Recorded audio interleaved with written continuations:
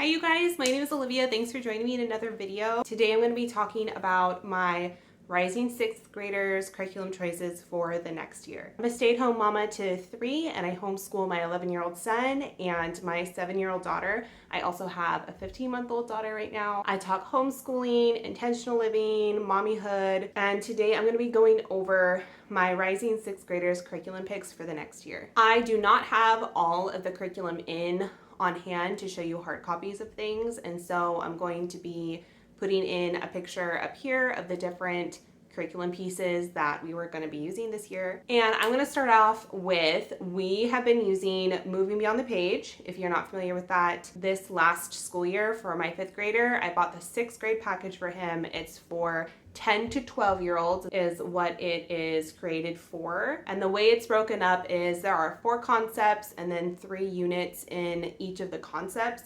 And we got through 2 full units and 1 of the units in concept 3. If you want more information, specifically an in-depth kind of look into Moving Beyond the Page, I have a couple videos. My review of this last year for Moving Beyond the Page curriculum I just did with my son next to me, and we got to hear some of his points of view on the different pieces and things that we did. And I go really in depth, like literally unit by unit, and spell out the different things we go over for both language arts and both science and social studies. So the way that Moving Beyond the Page is set up is there's a literature unit, and then it coincides with either a science piece or a social studies component. For this next school year, we're going to be finishing up those last 3 units, so the whole last concept that we didn't get to during this school year, and also the 2 others from the 3rd concept that we didn't get to. So I thought that I would kind of read off the different novels that the language arts is going to cover, and then also what we will be learning about in science and social studies for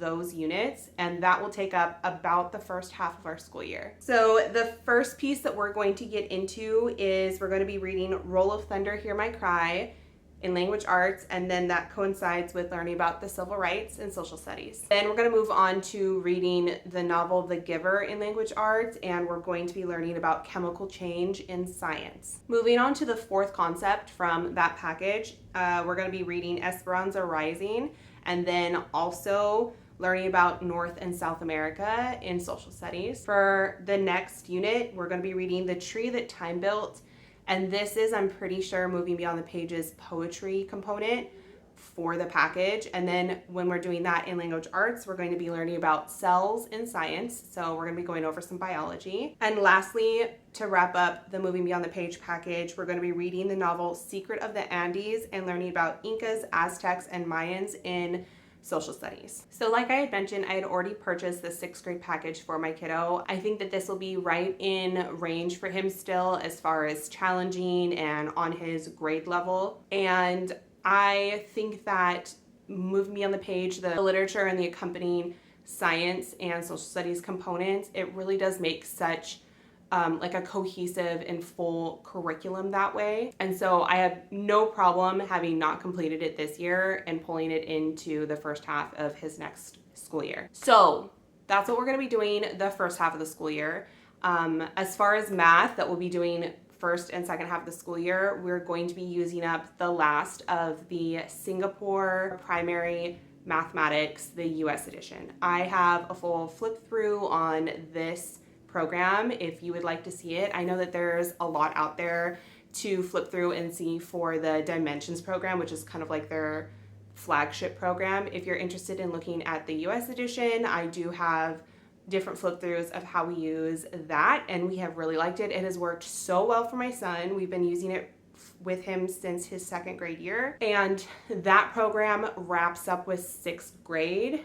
I know that at least one of the other Singapore math programs goes through 8th grade, I'm pretty sure, but this one does not. So then we're going to be moving on from there. So the second half of the school year, we are going to focus a lot more on some of the other supplementary type subjects that I do not have like a singular curriculum for that we used either this year or as far as the first half of this next coming school year for my son. While a lot is integrated in Moving Beyond the Page, it is just hard to fit in everything. All right, the first thing that we are going to be doing this next half of the school year, and something that my son is really, really excited for, is we're going to be doing Caesar's English from the Michael Clay Thompson Level 2 Language Arts program, and this is the vocabulary component for that. So I had wound up purchasing this with the whole Level 2 piece his 4th grade year,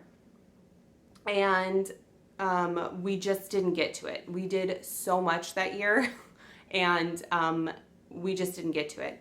So a lot of the second half of the school year, I'm going to be shopping my own shelves because I had a tendency to over plan and purchase more than what we wound up being able to accomplish in past school years. My son loved the vocabulary, and he also really enjoyed the poetics components to level 1 from the Michael Clay Thompson Language Arts program. The way that it is set up is it uses etymology, and so basically you are taking word roots from Latin and Greek stems like prefixes, suffixes, etc., and recognize and learning what those roots mean, and then applying them to everyday words that you see. So that way, when you know them and you recognize them, you can apply them when you're reading everything else. We've used a couple other vocabulary curriculums before in the past other than Michael Clay Thompson, and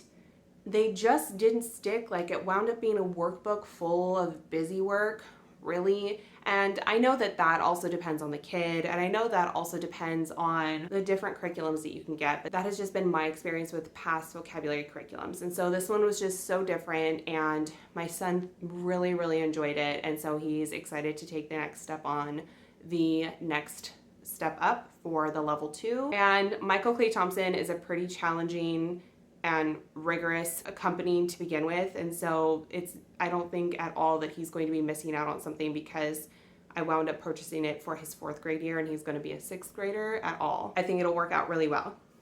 Okay, something else that I'm shopping from my shelves is the writing curriculum that we're going to use. So in 4th grade, this was a year that I don't know, I assumed that we were going to be able to do literally everything. And then we kind of found our groove and where it works for us in homeschooling, and some different things kind of disappeared.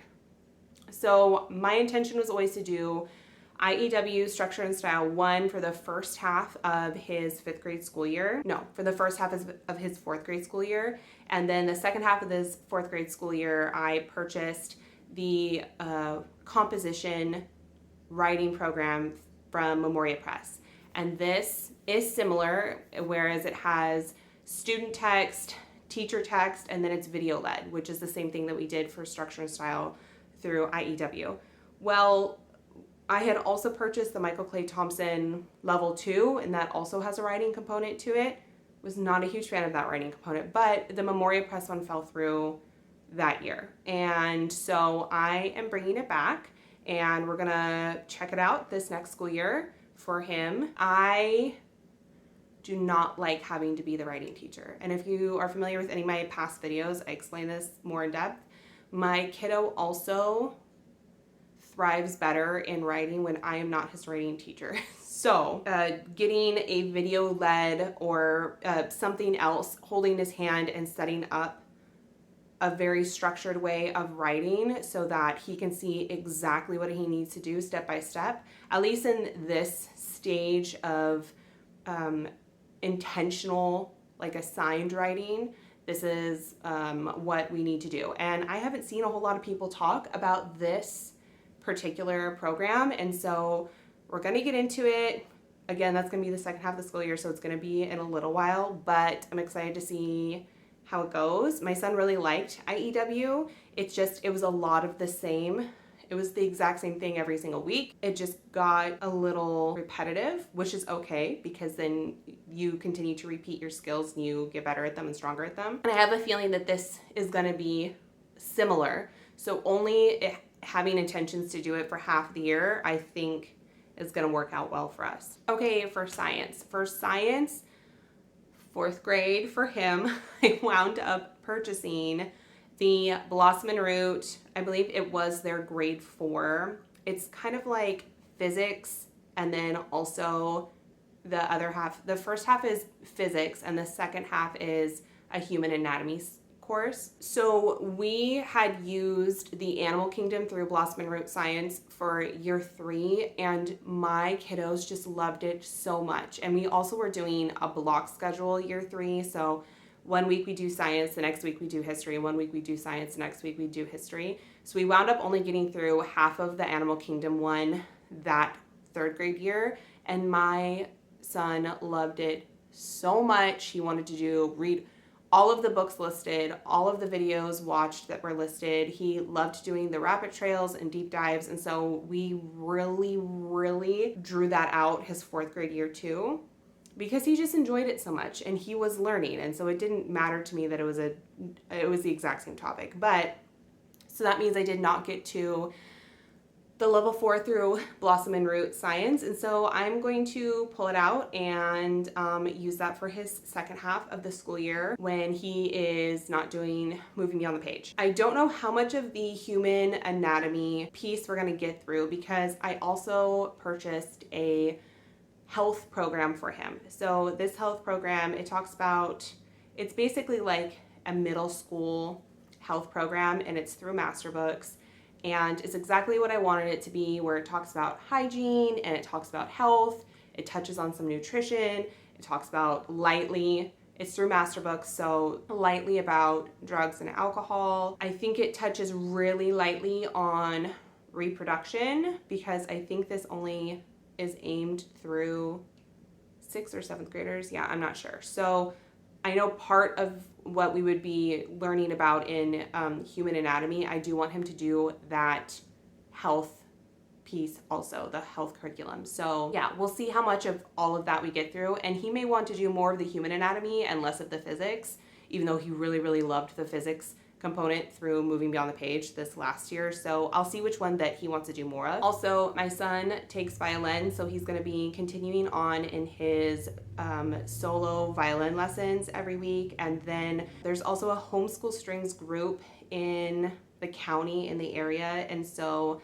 I'm hoping it lines up on the days where I can make that work. But I'm also wanting to put him into that, because I also was in orchestra growing up, and even though he goes to lessons and he has solo recitals twice a year, it's still kind of a different experience being able to do that in a group, in an orchestra, and that was a really fun experience for me. And so hopefully we can get that to work out, but that's also on the docket.